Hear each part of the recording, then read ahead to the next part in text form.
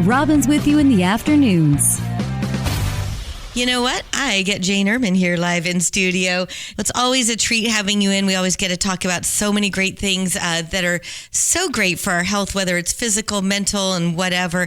Today, I'd love to be talking about worrying effectively because there is just so much going on in our lives, our communities, our country, and the world right now. I mean, we all know this, right? Yes. So worry seems to be something that many of us are doing more and more. I'm seeing it on social media. I'm hearing it from friends and family. It's impacting our lives. And for some, it affects their ability to make choices and important decisions for others. It's impacting their work life and their health and their day-to-day relationships with family and friends. So how would you describe worry? Worry is trying to anticipate and maybe avoid something that might be a problem or bad for us or maybe even dangerous. Worry is normal and it can be helpful. It's our brain's way of trying to protect us or prepare us for something that might be bad or might happen. Often worry thoughts begin with what if and includes all the things that could go wrong. I could see how that could be beneficial, but how can worry be a problem?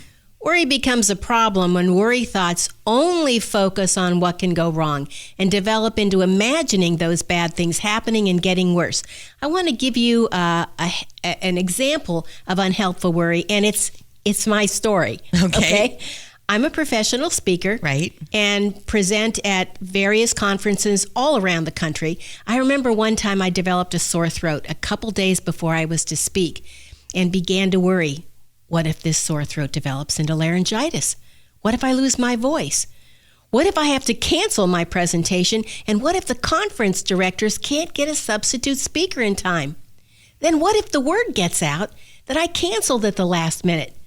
Then what if no one invites me to speak at another conference? How will I pay my bills? What if I end up living in a cardboard box under a bridge? Seriously. That sounds like it went from like point A to point Z in a hurry. 0 to 60 in a heartbeat. Well, my heart was pounding, and my throat felt even worse, and I was a nervous wreck. I call this the death spiral. Okay? Spinning in catastrophe that's repetitive and even obsessive, going off the deep end, imagining everything going wrong. None of it is true. Right. But your imagination is creating terrible outcomes. So these obsessive thoughts turn worry into anxiety. While you're imagining the worst, it's important to understand your mind can't tell the difference between what you're truly have happening going on and what you're imagining. It believes all of it. So notice when you're imagining the worst, how your body feels. Tight, tense, you're breathing shallowly, maybe holding your breath, your heart's pounding. Yeah, but you're sitting safely in your living room or at your desk or in your car or you're in bed trying to fall back to sleep, right? Right. That's a problem. That's an unhelpful way to worry. Also, worrying about something that you have no control over is unhelpful. What someone else thinks, what someone might say or do, or what the weather will be like, what will happen in the stock exchange or traffic, that stuff's out of our control. Our control is in how we can respond to what happens. Absolutely. Well, I'm talking with Jane Ehrman of imagesofwellness.com, but I'm wondering if worry is so normal, if this is something we all do, how can we worry in a helpful way? Okay. Worrying can be useful in helping us anticipate what might happen and avoid possible danger in some cases.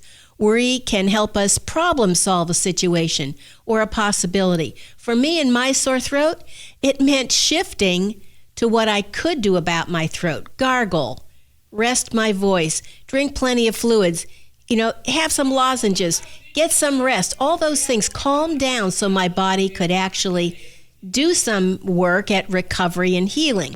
Here are some tips to deal with worrying effectively. Oh, great. 1, it's okay to be concerned about something, so acknowledge you're concerned and you're worried and what your fear is. Look at what you're concerned about. Is it a real possibility, or is your mind slipping out of control towards spiraling into negative thinking? That's often the case.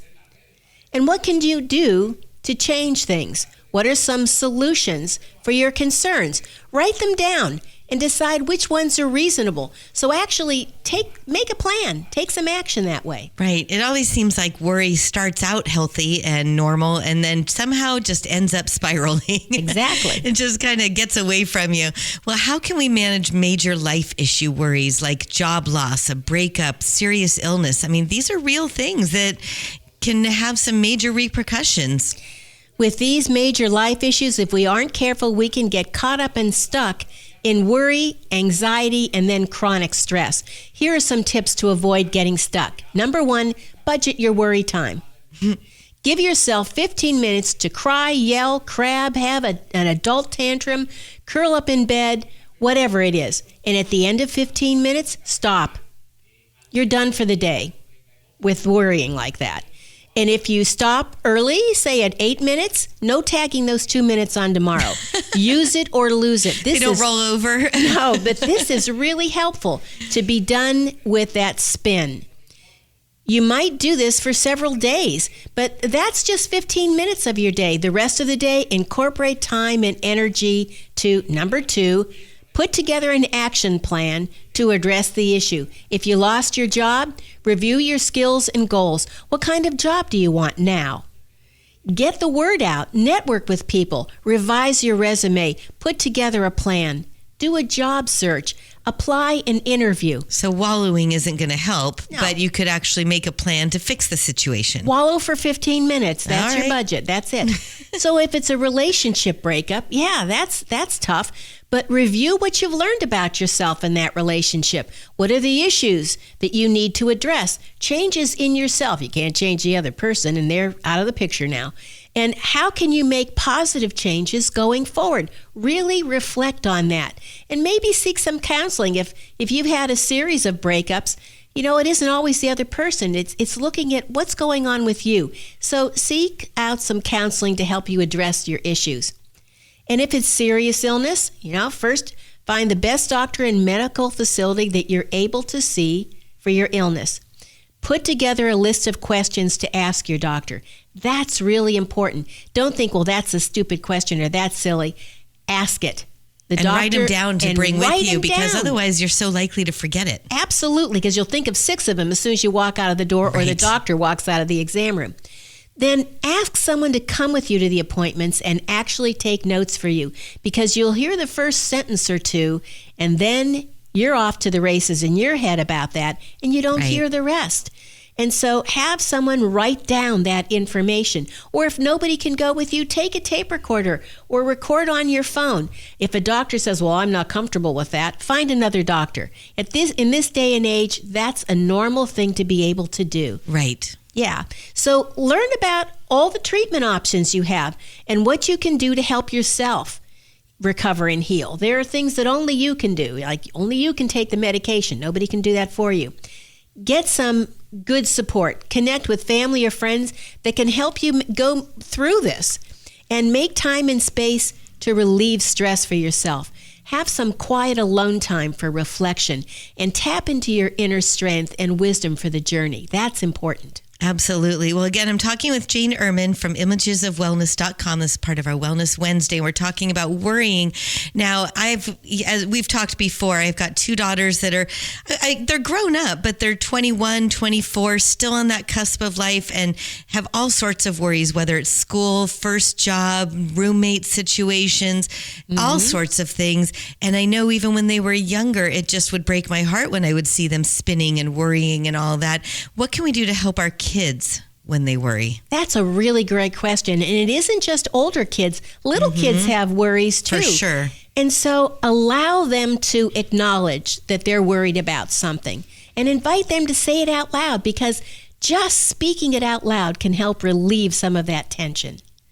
And then validate their worries and feelings. Let them know, hey, it's okay. It's normal to be worried, but never discount what they're feeling or their worries.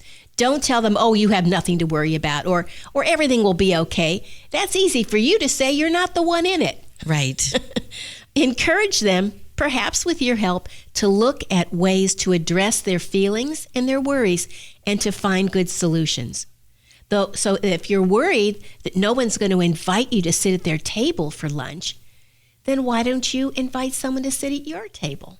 So teaching them the skills that you were just talking about that we can do for ourselves. Exactly. You might remind them of maybe previous times they dealt with a difficult situation and successfully came through it.